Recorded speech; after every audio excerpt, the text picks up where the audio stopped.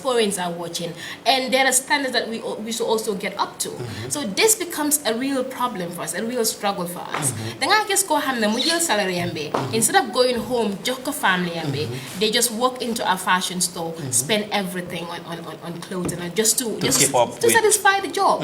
We go through the extra mile to do that sacrifice, right? And we're not saying that the institution is not trying for us. We're not. We know the system that's there. We know what is happening, right? Although now we're just saying that whoever is out there who can help, not just us individually, but the institution as a whole, do it for us. And it's not just about the clothing pattern and everything. It's every aspect of our job, from the material gadgets we used to work with, to what we wear, to even our own capacitizing ourselves. It's all important. But as to how we manage to do it,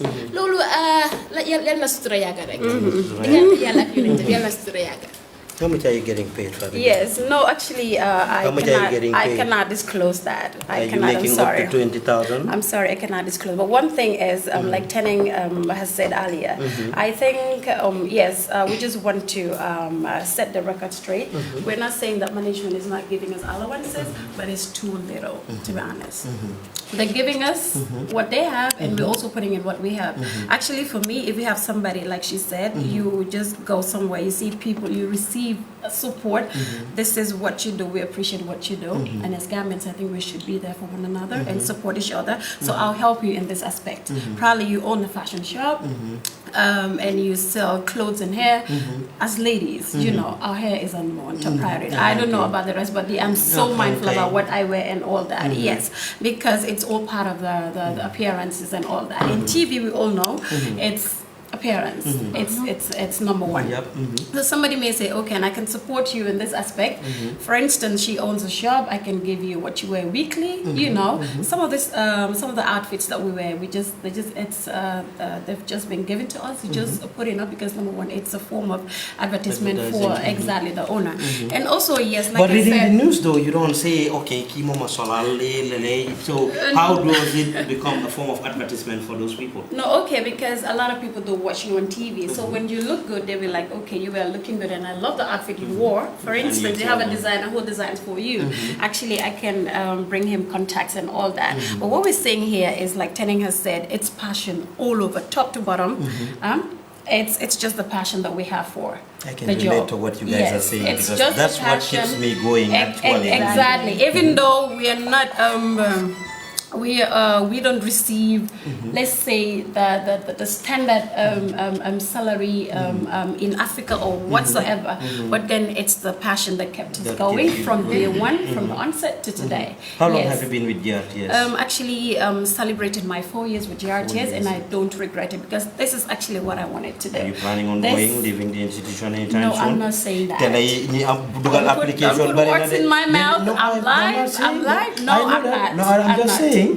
Tele ni dugal application pour tele TV station akanyo bari so tele bu SIB ne xaral Fatou Diané waaw ki xalé bi angalé mi top notch xaral ñu ko no, I know. $30,000 a month, you won't leave? Well, I know as young people we always want to better opportunities, you know, better pay and all that. But I think we also owe it to the institution, because what GRTS has given me today, I don't think there is any other institution that has done that to me. For instance, I walk in the street, people call me Fatou Diané, all because of what they see me presenting the news on TV. So this television or this institution, a noble and reputable institution, has created me to become the person that I am today, and I owe them gratitude. So you are not leaving. You ain't going nowhere. You ain't going nowhere. No, I'm not going anywhere. You ain't going nowhere. As at now. As at now. You nan as at now. She ain't going nowhere. Right. Yandis, news. I mean, our viewers would want to know, okay, can we read today? Then I'm schedule Monday, read Tuesday, Teneng read Nakala. Is that how there's a shadow that goes for sometimes for 6-8 months, but then you go change again. Kunek I'm own day boy read, and we try to stick to that. But in case someone is tied up, someone is busy doing something, busy, or either the big baby or the small baby is doing something, crying somewhere, someone steps in. Family. Exactly. And then the likes of Rigu Rigu, mom up there took it up. So that's the thing. So you can always, someone gets to step in every now and then. He's a frequent traveler. Someone gets to step in every now and then. Oh, okay. So, that is good. You wanted to add something? I wanted to add on the issue of the TV stations coming in newly. I just want to say this is just about TV or any other aspect, right? Working with government institutions has more benefit than working with the private sector. Private has the money and all of that, and you get all the benefits. But when it comes to sustainability and job security, right, it's better with the government anywhere in the world. And training packages are easily comes with the government structures than even the private sector. So if you want to go for the long run, private sector have money they easily then call you some potential government that's where I'm coming from. Then they kill you. Because the issue is it's for you.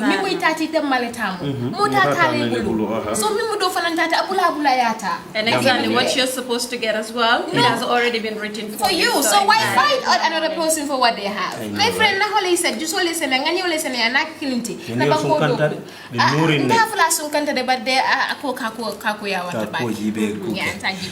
Face à face with the GRTS news and presentation crew ñi nga xamne ñoy face institution bi machallah ñu waxtanon ak Fatou Diané Mbaye ak teneen jité ñom ñi nga xamne ci news reading bi lañ read news lañ def dinañ delu ci wat ñom rek ñu delu ci wat ci ñaari awa yi awa jobaté ak awa gay waaw yow madame Love yow mom mbiri mbogel rek ngay wax ci yoy ngay dox deg yow ci yu bax yoy ngay dox there nothing wrong with that no way rectify na la ci suba I actually doxo ci Love du ci lolu rek la yengu ci lon lan ngay yengu bari na you know so nekk a TV presenter you have to be versatile da nga mëna nekk fit in area bu ma ñu fekk la sa computer bi nga nekk on YouTube de setan lan daw di setan sa makeup bi ak yoy nak concerning what I mean di job ngene da nga am thank you da nga def research about show you're supposed to start and you mang la gis and has to do with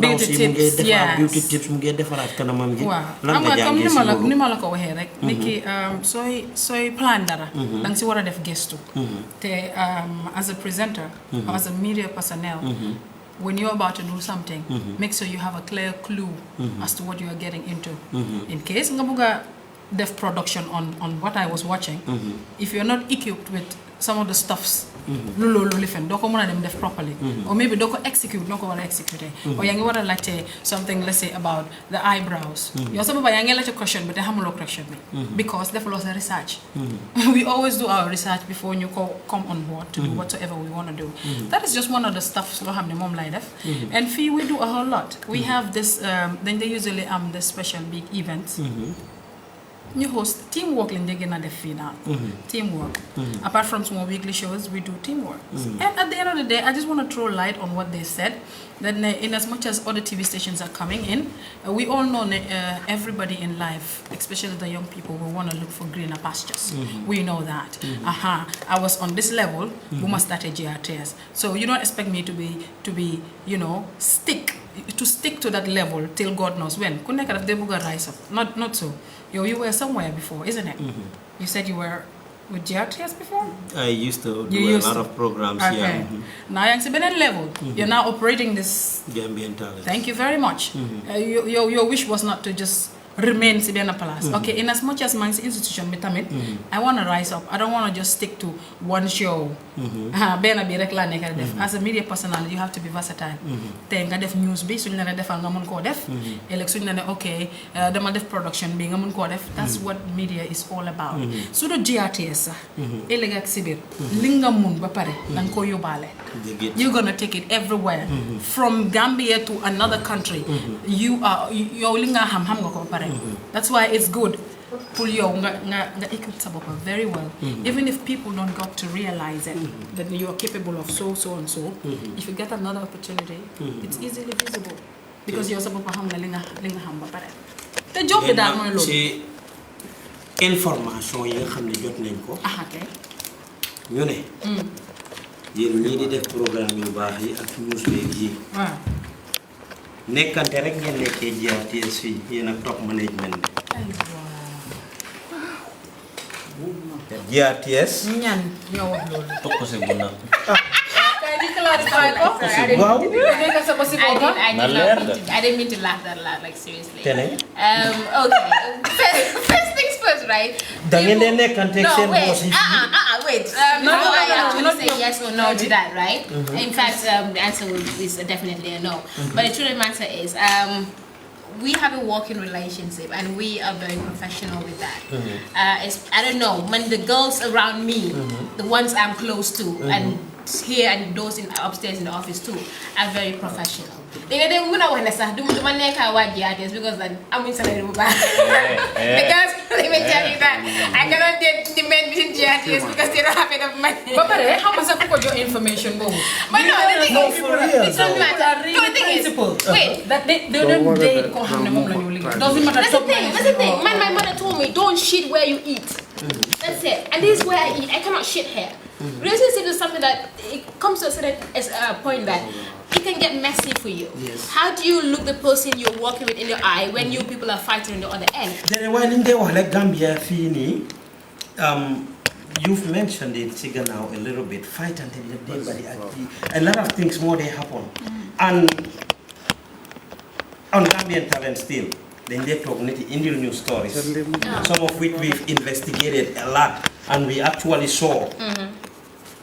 Kotoy nga bëgg a liggéey wala bëgg a promotion nga nekk jigéen ñu laaj la sa boppa wala bëgg nga nekk ak ñoom before ñu la am job promotion. Does any of you encounter that here? Mine personally, most of the seniors have had none of that. They have treated me like their daughter, like their sister. Lamin Manga, Momodu Sabali, Didi Silla, Uncle Mahmoud, Uncle Mahmoud, like the oil. Just Keba Diba, you never made dome, I like a cigar. And that's the thing. That respect. No, you're not director. You should director. Any program managers, any opportunities to key allowance, padem,